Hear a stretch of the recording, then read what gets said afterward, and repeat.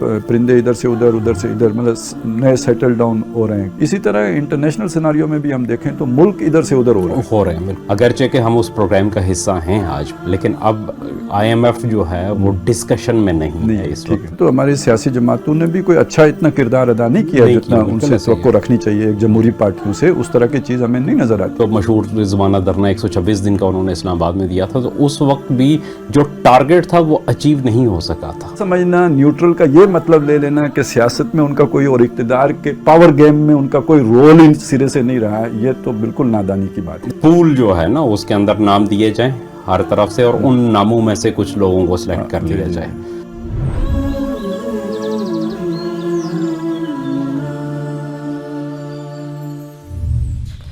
پاکستان کے سیاسی حالات ہنگامہ خیزی کی بلندیاں چھونے کے بعد اب واپس زمین کی طرف رخ کر چکے, ٹھنڈے ہوتے محسوس ہو رہے ہیں.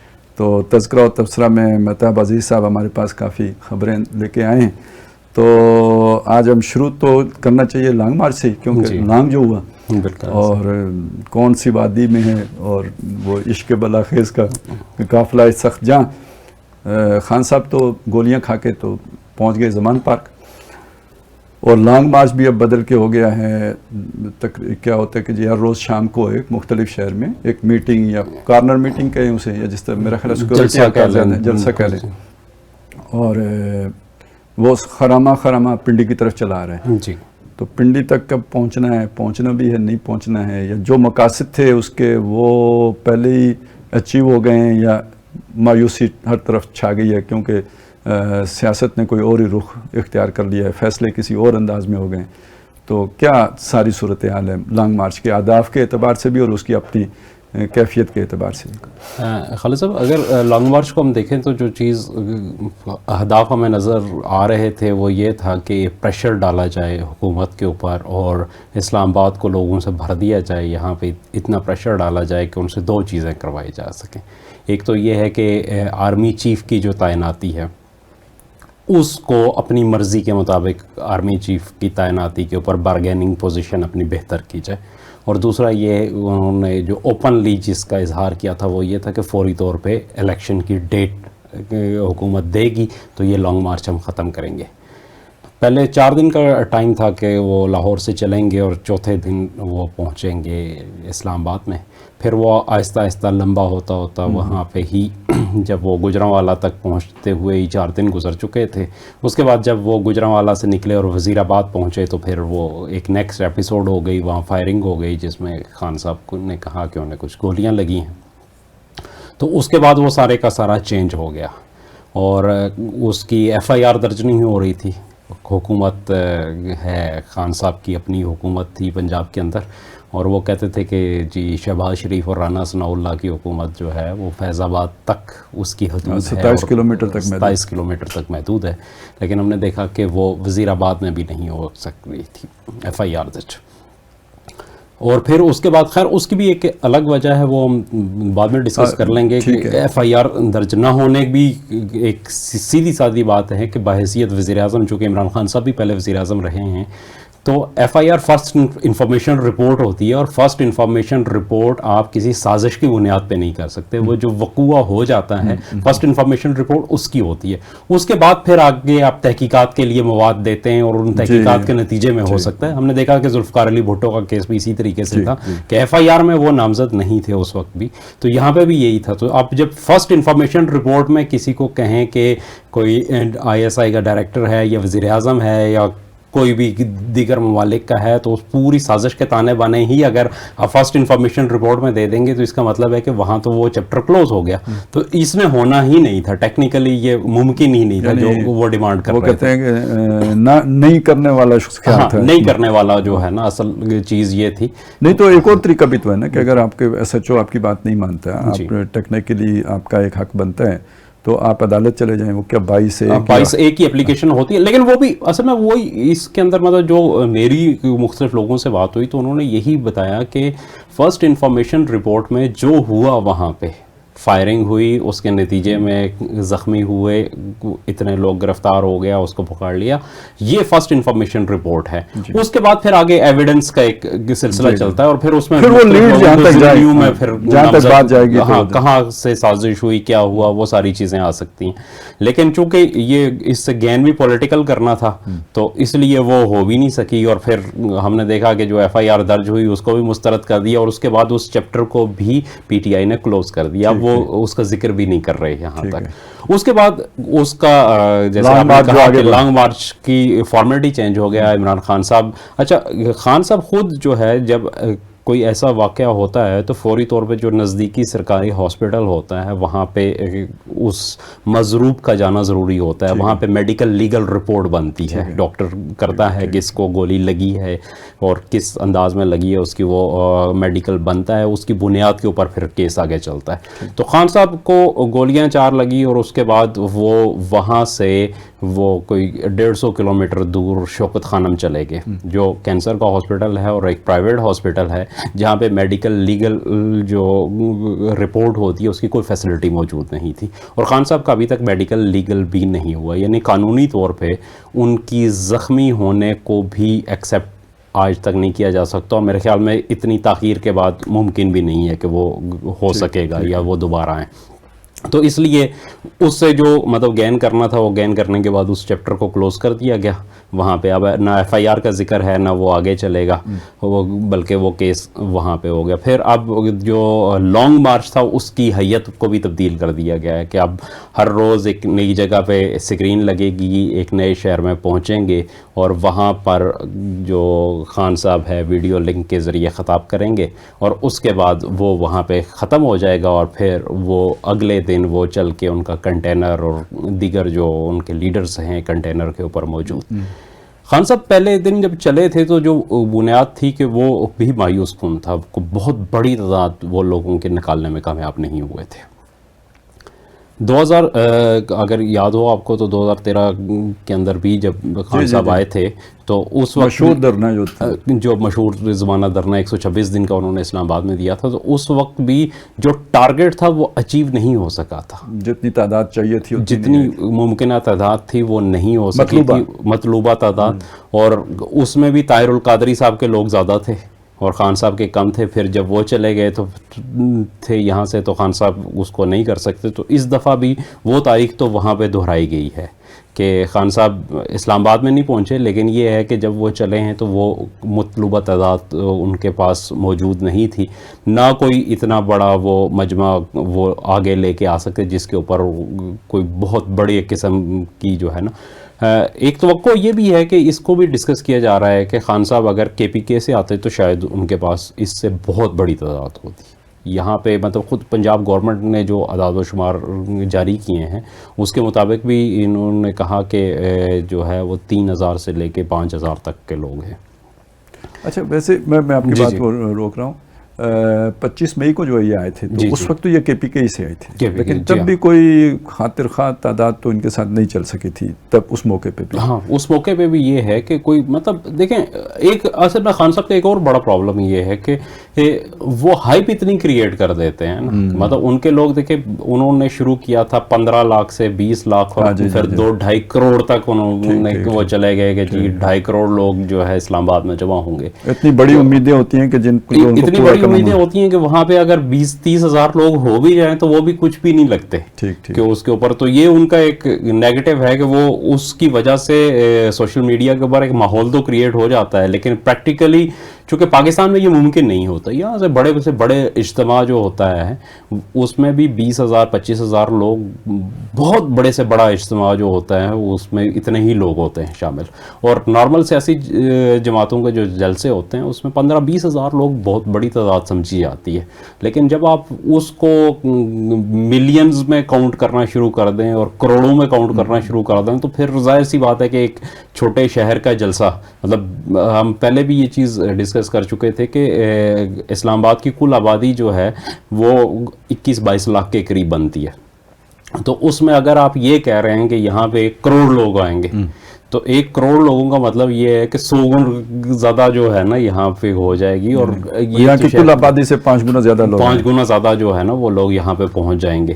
تو ایسا پریکٹیکلی تو ممکن ہی نہیں ہے کہ اس کا مطلب یہ ہے کہ پورا شہر بالکل جام ہو جائے گا, کوئی جگہ کوئی کونا خدرا ایسا نہیں ہوگا کہ جہاں پہ لوگوں کو بیٹھنے کی جگہ بھی ملے, سارے لوگ کھڑے ہو جائیں تو پھر وہ پورے ہو سکتے ہیں. چلیں اگر وہ اتنا نہیں ہے 10 لاکھ لوگ بھی آ جائیں تو تب بھی جو شہر کے ریسورسز ہیں وہ اس کو پورا کرنے کے قابل نہیں ہوتے. تو اتنی بڑی آپ توقع کر رہے ہیں, اور اس کے بعد جب اگر وہاں سے لوگ آتے ہیں, نون لیگ کا ہم نے دیکھا تھا کہ نون لیگ اور جو مولانا فضل الرحمان کا دھرنا تھا اس میں بھی 8 سے 9 ہزار لوگ تھے ٹوٹل یہاں پہ. تو اتنے لوگ اگر خان صاحب لے کے آ جائیں تو جتنی انہوں نے ہائپ کریٹ کی تھی, یا اس سے اگر وہ دگنے لوگ بھی لے آئیں تو جتنی ان کی ہائپ ہے اس کے مقابلے میں وہ کچھ بھی نہیں ہوگا. شہر کا ایک کونا, سڑک کا ایک کونا جو ہے اس کے اندر وہ سما جائیں گے اور باقی پورا شہر چلتا رہے گا, تو وہ امپیکٹ وہ کریٹ نہیں کر سکتے. تو یہ اس وقت کی صورتحال ہے خان صاحب کی. تو بات پھر کہاں پہنچی؟ بات یہ پہنچی کہ وہ اہداف اچیو نہیں ہو سکتے, اہداف کچھ بھی نہیں ہو سکتا. اور اس کے ان اہداف میں سے شاید ایک جو بڑا فیصلہ ہونے والا ہے آرمی چیف کی تعیناتی کا, وہ بھی پیش نظر تھا کہ کوئی شاید مرضی کا بندہ لگ جائے یا کوئی فلانا بندہ نہ لگے, اس طرح کی بھی کوئی صورتحال تھی. تو وہ بھی شاید اب حکومت قریب پہنچ گئی ہے فیصلہ کرنے کے. جو خان صاحب چلے تھے, مطلب ڈیمانڈ تو ان کی الیکشن کی تھی, لیکن جو بیہائنڈ دا سین جو باتیں چلتی رہی ہیں اس میں یہ تھا کہ پہلی چیز تو یہ تھی کہ خان صاحب یہ کہہ رہے ہیں کہ جی جو آرمی چیف کی تعیناتی ہوگی وہ میری مشاورت سے ہونی چاہیے, اس میں شامل ہوں, میرا انپٹ شامل ہو, اور جو بھی بندہ ہے وہ کنسنسس کے ساتھ. واقعی ان کی اپنی سوچ یہ تھی, یا یہ کہ پیچھے کچھ ایک ایسا گروپ تھا جن کے مفادات کا تقاضا یہ تھا کہ جیسے ایک ہوتا ہے نا سینڈیکیٹ کام کرتا ہے, جیسے اس طرح کہ اپنے مرضی کا بندہ لگایا جائے. اور خان صاحب کو انہوں نے آگے مطلب سبز باغ دکھائے ہوئے تھے کہ آپ کی 15 سال کی حکومت بنا دیں گے, یہ کر دیں گے, وہ کر دیں گے. خالد صاحب یہ جو صورتحال ہے اس کے بارے میں کچھ کہنا جو ہے نا بہت مشکل ہے کہ خان صاحب جو کہہ رہے تھے اس کے پیچھے کون تھا. یہ بات تو ہے کہ ان کے پیچھے ظاہر سی بات ہے کہ بہت ساری لابیز ہیں جو کام کر رہی ہیں, لیکن آیا یہ ڈیمانڈ کہاں سے آئی ہے اس کے بارے میں کچھ کہنا جو ہے. اور پھر دوسری بات یہ ہے کہ یہ چونکہ اوپن ڈیمانڈ بھی نہیں تھی ان کی, یہ تو یہ ہے کہ پس پردہ جو باتیں نکل کے آ رہی تھی اس میں تھی. اچھا پھر اس میں سے خان صاحب کا جب وہ اتنی چھپی ہوئی بھی نہیں تھی, ہاں نہیں خیر اوپنلی ڈسکس ہو رہی تھی, لیکن خان صاحب نے خود سے مطلب پبلکلی ڈیمانڈ نہیں کی تھی. پھر اس کے بعد اگلی بات یہ آئی کہ جو انہوں نے کہا کہ کچھ پول جو ہے نا اس کے اندر نام دیے جائیں ہر طرف سے, اور ان ناموں میں سے کچھ لوگوں کو سلیکٹ کر لیا جائے.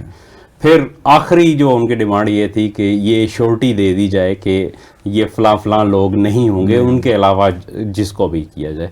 تو اب تک کی جو اطلاعات ہیں وہ یہ ہے کہ ان میں سے کوئی بھی ڈیمانڈ جو کنسیڈر نہیں کی گئی کسی بھی لیول پہ, دونوں طرف, نہ حکومت کی طرف سے اور نہ مقتدر دیگر ادارے جو ہیں انہوں نے کوئی اس کے اوپر کسی قسم کی. اصل میں خان صاحب شاید پریشر بھی حکومت پر اتنا نہیں ڈالنا چاہتے تھے جتنا مقتدر اداروں پہ ڈالنا چاہتے ہیں, ڈالنا چاہ رہے ہیں. اور ان کا وہ ایک سوچ ہے جو ان کی بن گئی ہے کہ 10,000 بندے نکل آئیں تو وہ ان کے فیصلے بدل جاتے ہیں. اور ان کے الفاظ تو بہت ثقیل ہے, میں ذرا اس کو آسان کر رہا ہوں, مشکل.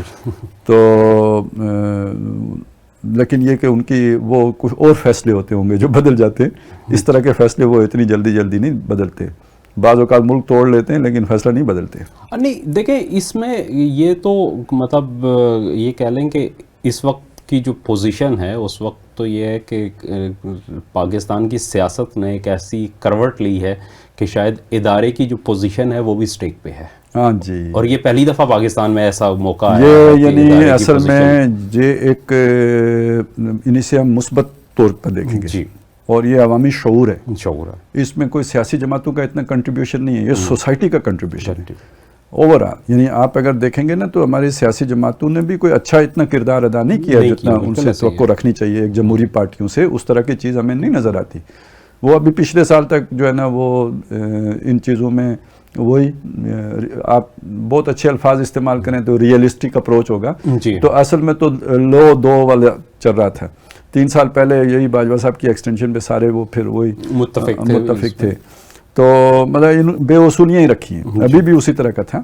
یہ عوامی شعور ہے بالکل ایسے ہی ہے. جس نے سیاسی پارٹیوں کو بھی ایک پوزیشن لینے پہ مجبور کیا ہے, جس نے اداروں کے اندر تک پینیٹریٹ کیا ہے اور ان کو بھی مجبور کیا ہے کہ وہ ایک جو ہے نا وہ اپنا بالکل جسے کہتے ہیں نا آئین اور قانون کے اندر جو رول بنتا ہے اس تک اپنے آپ کو محدود کریں, نہیں تو عزت جو ہے نا عزت سادات بھی جائے گی, داؤ پہ لگی. اچھا یہ جتنے بھی ہمارا ہے نا جن کے سٹیکس ہیں ان میں سے ہر بندے کو یہ سمجھ آئی ہے اس سیاسی شعور کی, نہیں آئی تو خان صاحب کو نہیں آئی. بالکل ایسے ہی ہے. انہوں نے بالکل اس کے اپوزٹ لائن لے لی اور بظاہر وہ سمجھ رہے ہیں کہ میں پاپولر ویو کے اوپر سوار ہوں, حقیقت میں وہ اس وقت ایک بالکل وہ جو ہے نا اینٹی کلائمیکس ہے جس کی طرف وہ جا رہے ہیں. جی اگر یاد ہو آپ کو تو چند دن پہلے CNN کا انٹرویو جو تھا خان صاحب کا, CNN پہ بھی انہوں نے دیا اور پھر TRT پہ بھی دیا, دونوں جگہ پہ ان سے جب یہ سوال اسپیسیفکلی پوچھا گیا کہ آپ فوج کے سیاسی کردار کے خلاف ہیں یا آپ چاہتے ہیں کہ فوج جو اپنا سیاسی کردار ہے اس میں آپ کو سپورٹ کرے, تو خان صاحب نے کوئی جواب نہیں دیا اس کے اوپر. اگر کہ جس قسم کی حقیقی آزادی کی بات کرتے ہیں اس پہ تو انہیں کھل کے بات کرنی چاہیے تھی. وہ انہوں نے بھی تو سوال مطلب کسی کام جو کا بندے کو چھوڑا ہی نہیں نا. ایک ہوتا ہے نا کوئی سوال میں بھی بندہ کوئی گریس کا کام کرتا ہے, کوئی سپیس دے دیتا ہے, وہ روم دیتا ہے بندے کو دائیں بائیں سے نکلنے کا. تو وہ ایک تو شاید آفریدی کی اننگز ہوتی تھی نا کہ جس میں پھر بالر بیچارے کی سوائے بے عزتی کے کچھ نہیں بچتا تھا, تو وہ سوال بھی اس طرح کا کر دیا. چلیں یوں کہہ لیتے یار کہ وہ جو پرانا کردار تھا وہ آپ پسند کرتے ہیں, 2013 سے 18 والا کردار ادا کرنا چاہیے, یا یہ جو ابھی انہوں نے کردار ادا کیا یہ ٹھیک ہے, تو پھر چلیں وہ کچھ نہ کچھ کر دیتے. تو لیکن اس سب کے باوجود آپ خان صاحب کی وہ جو بات کو ٹوسٹ کرنے کی مہارت ہے نا, اس کو داد دینا کہ ٹھیک ہے یہ لوگ کہتے ہیں کہ آئیں بائیں شائیں یہ وہ, لیکن انہوں نے وہ ٹکا کے کہا جی میں نے کرکٹ کی 200 سالہ تاریخ میں پہلی دفعہ نیوٹرل لے کے آیا. امپائر اصل میں وہ یعنی ڈائریکٹلی اس سوال کا جواب نہیں دیا, ٹھیک ہے, انڈائریکٹلی انہوں نے یہ کہا کہ میں نیوٹرل کا وہ ہوں. یعنی اگر آپ اسے جوڑیں کہ اس بات کو کہنے کا مقصد کیا ہے, تو وہ یہ کہہ رہے ہیں کہ بھائی میں فوج کا نیوٹرل کردار چاہتا ہوں. کسی کے موقف کو سمجھنے کے لیے اس کے پاجامے میں یا پاؤں رکھنے ٹانگیں ڈالنی چاہیے نا, یا جوتے میں پاؤں ڈالنے چاہیے. وہ تو یہ کہہ رہے ہیں, مجھے یہ سمجھ آئی صحیح بات کہ بھائی میں ان کا نیوٹرل کردار دیکھنا چاہیے, لیکن ان الفاظ میں کہا ہے کہ بھائی ان کے جو بھی لوگ امید لگا کے بیٹھے ہیں ان کی حوصلہ شکنی بھی نہ ہو, ٹھیک ہے, اور اپنا جواب بھی دیا ہے. میں سمجھتا ہوں کہ انہوں نے جواب دیا ہے, کوئی نہ مانے تو ایک علیحدہ بات ہے, لیکن جواب دے دیا ہے. اگرچہ کہ وہ چاہتے کچھ اور ہیں, نیوٹرل کردار نہیں چاہتے, ہرگز نہیں چاہتے, لیکن انہوں نے وہاں کہنے کی یہی کوشش کی ہے کہ جی میں نے کرکٹ میں بھی نیوٹرل امپائر لایا ہے. یعنی اگر اس کو ہم جوڑیں تو مطلب یہ بنے گا کہ میں فوج کا نیوٹرل کردار. نہیں خالد صاحب یہ بات درست ہے کہ خان صاحب نے ڈھکے چھپے الفاظ میں وہ بات کر دی, لیکن دیکھیں ایک شخص جو حقیقی آزادی مارچ چلا رہا ہے اور پورے ملک کے اندر اتنی بڑی کیمپین اس نے شروع کی ہوئی ہے, تو اس کو اتنے ڈھکے چھپے الفاظ میں یہ بات کرنے کی ضرورت کیوں پیش آتی ہے؟ اصل میں یہی کہنا چاہتا ہوں نا کہ خان صاحب کو ایک جو ہے نا ایک جیسے بااصول مزاحمتی تحریک چلانے والا ایک لیڈر ہوتا ہے اس طور پہ نہ دیکھیں. جی وہ ایک انتہائی ہوشیار, تیز تراز, یعنی موقع شناس, موقع پرست, جی ایک جو عام سا لیڈر ہوتا ہے نا جو اپنے مطلب کو دیکھ کے تو ڈھہتا ہے, بنیا جیسے وہ کہتے ہیں نا, ہاں کسی اس کے فائدے پہ گرتا ہے. تو وہ ایک اس طرح کے لیڈر ہیں, اور وہ بیسیکلی سیاسی سے زیادہ مطلب ان کے پیش نظر ہوتے ہیں, ان کی ساری سیاست اپنے مطلب کے گرد. ویسے سیاست میں عام طور پہ ہمارے ملک میں تو یہی ہوتا ہے, مطلب ہی کے گرد گھومتی ہے. تو اس اعتبار سے انہوں نے وہ ایک موقع پرست قسم کی جو ایک طریقہ ہوتا ہے اس کو اختیار کیا. نہیں تو وہ کوئی ایک جو دو ٹوک موقف رکھنے والا جو سیاستدان ہوتا ہے اس طرح کے انسان وہ نہیں ہے, بالکل ہی نہیں ہے. یہ تو صاف سامنے آنے والی بات ہے. اچھا جی, اب آ جائیں یہ کہ کسے بنا رہے ہیں. ایک بحث تو یہ بھی ہے نا آج کل ہمارے لیے, ویسے تو جو بھی ہو ایک بات تو سمجھ لینی چاہیے نا جی کہ کیا فرق پڑے گا. پالیسی کا تسلسل تو دیکھیں حکومت میں ہو نہ ہو ادارے کے اندر تو رہتا ہے. ہاں جی ٹھیک ہے. اور اس وقت یعنی دیکھیں جو بھی اگر آپ ایک تو ہوتی ہے نا پالیٹکس ہوتی ہے, ایک آپ کا یہ ہوتا ہے کہ جی جو ایک حکومت یا جو بھی ایک اقتدار کی ڈائنامکس ہوتی ہے نا, اقتدار کی, ٹھیک ہے, اس میں ایک چیز نیچرل ہے کہ جو سیاسی قوت ہوگی وہ پریویل کرے گی. بالکل ایسے. اب جب ہم اپنے پورے معاشرے کو دیکھتے ہیں تو ہمارے معاشرے کی سب سے بڑی سیاسی حقیقت کیا ہے؟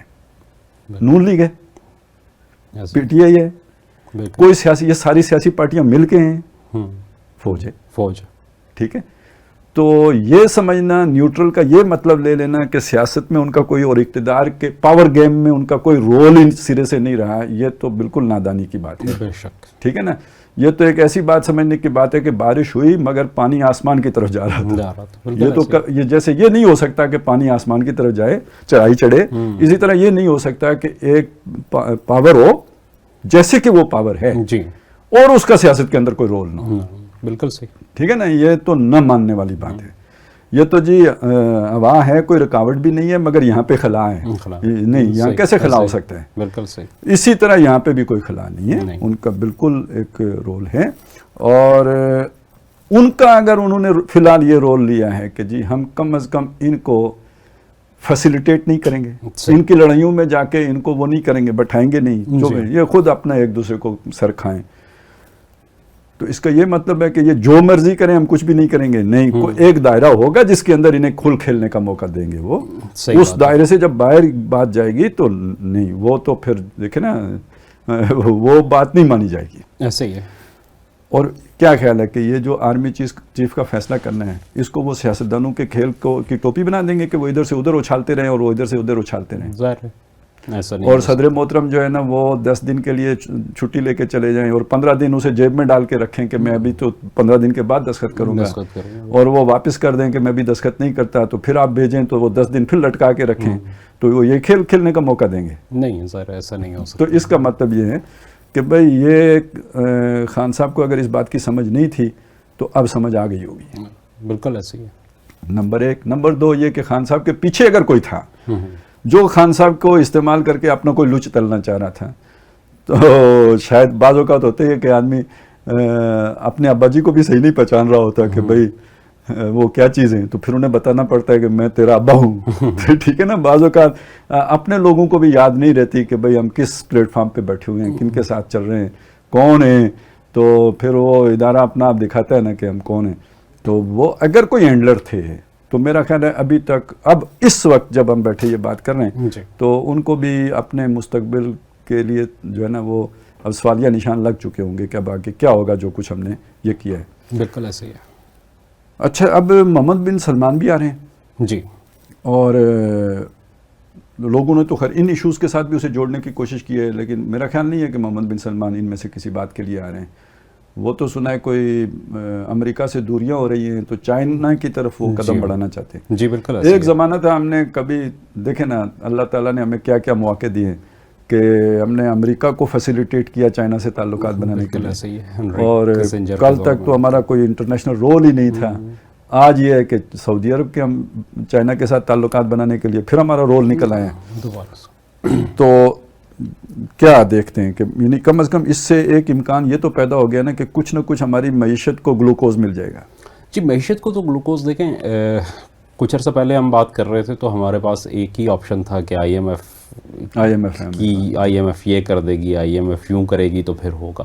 لیکن اب اگر آپ دیکھیں تو ڈسکشن سے آئی ایم ایف باہر نکل چکی ہے, اگرچہ کہ ہم اس پروگرام کا حصہ ہیں آج بھی, لیکن اب آئی ایم ایف جو ہے وہ ڈسکشن میں نہیں ہے اس وقت. معاشی جو چائنا نے بہت سارے ہمارے جو قرضے تھے ان کو ریشیڈیول کر دیا ہے, سعودیہ نے ریشیڈیول کیا ہے. اور پھر یہ دلچسپ چیز یہ ہے کہ اگر آپ کو یاد ہو تو کچھ عرصہ پہلے جو سعودیہ نے بہت بڑی انویسٹمنٹس انڈیا کے اندر کرنے کا ایک اعلان کیا تھا آج سے کوئی 2 سال پہلے. تو وہ جب ادھر کشمیر کا مسئلہ بنا تھا, جی کشمیر کا 2019 کے بعد جو ہے سعودیہ کی طرف سے بہت بڑی ایک انویسٹمنٹ کا وہاں اعلان کیا گیا تھا, اور یہ انویسٹمنٹ جو ہے وہ کنٹین چائنا پالیسی کا حصہ قرار دی گئی تھی کہ امریکن پریشر کے اوپر یہ کی گئی ہے, اور اس کا تعلق جو ہے نا وہ کنٹین چائنا پالیسی کے اندر ہے, چونکہ جو انڈیا کی معیشت ہے اس کو مضبوط کرنا ہے تاکہ وہ چائنا کے سامنے کھڑا ہو سکے. تو اب جو ہے وہ صورتحال تھوڑی سی ہمیں تبدیل ہوتی نظر آئی ہے کہ محمد بن سلمان آ رہے ہیں اور پاکستان میں ایک بہت بڑی آئل ریفائنری لگا رہے ہیں، جس آئل ریفائنری کو چائنا نے مکمل کرنا ہے اور اس کو گوادر میں لگے گی، جی گوادر کے بعد تو وہاں پہ لگے گی، اور سعودی جو تیل ہے وہ سعودیہ کے باہر جو صاف ہونے کا سب سے بڑا کارخانہ ہوگا وہ یہاں پہ ہوگا، وہاں سے اسی طرح کروڈ فارم میں آئے گا، یہاں سے صاف ہوگا، اور پھر چائنا چلے گا، پھر پاکستان میں بھی استعمال ہوگا، چائنا بھی جائے گا، اور اس کو پھر دیگر جو خطے کے ممالک ہیں وہاں پہ بھی جا سکتا ہے، اور یہاں سے آگے مطلب اس کی آگے خیر اس کے فیزز مختلف جو ہے نا وہ ڈسکس ہوئے ہیں کہ اتنے فیزز میں ہوگی، اور یہ جب کمپلیٹ ہو جائے گی تو پھر جو ہمارے مطلب فارسٹ کے ممالک ہیں وہاں پہ بھی اس طرف سے جو ہے نا وہ جا سکے گا یہاں پہ، تو یہ ایک بہت بڑا چینج ہے پورے اگر اس خطے کے اندر دیکھا جائے، اور نہ صرف یہ چینج ہے بلکہ اس کا مطلب یہ ہے کہ اگر یہاں پہ آئل ریفائنری لگتی ہے تو پھر سی پیک بھی ایک نئے لیول پہ چلا جائے گا، اور جو وہ پچھلے کچھ عرصے میں اگر یاد ہو تو جب عاصم باجوہ صاحب بنے تھے سی پیک اتھارٹی کے چیئرمین، تو اس کے بعد جو سی پیک تھا اس کے اندر ہمیں بہت جو گراوٹ نظر آئی تھی، ایسے لگ رہا تھا کہ وہ فریز ہوتی چیزیں ختم ہو گئی تھی۔ اب یہ اندازہ کریں کہ 2018 میں ML1 جو پاکستان کا مین پروجیکٹ جو سی پیک کا تھا، جس میں ریلوے کی مین لائن کو اپ گریڈ کرنا تھا اور یہاں پہ ٹرین کی رفتار کو 130-140 کلومیٹر کے حساب سے ہونا تھا، اور ٹریک ڈبل ہو جانا تھا، اور اس کی سگنلنگ سسٹم نے بہتر ہونا تھا، ٹرین کی کوچز نہیں آنی تھی، اور فریٹ ٹرینز کا ایک پورا نیٹ ورک ہونا تھا۔ یہ 2018 میں شروع ہو چکا تھا اس کے اوپر کام، لیکن کوئی 3 مہینے بعد یہ کام رک گیا تھا، اور وہ کام اب دوبارہ جا کے اس کا اگلا فیز جو ہے نا وہ اس کی، یا یوں کہہ لیں کہ اس کو کے اوپر دوبارہ سے کام اب جا کے شروع ہوا ہے درمیان کے 4 سال نکالنے کے بعد۔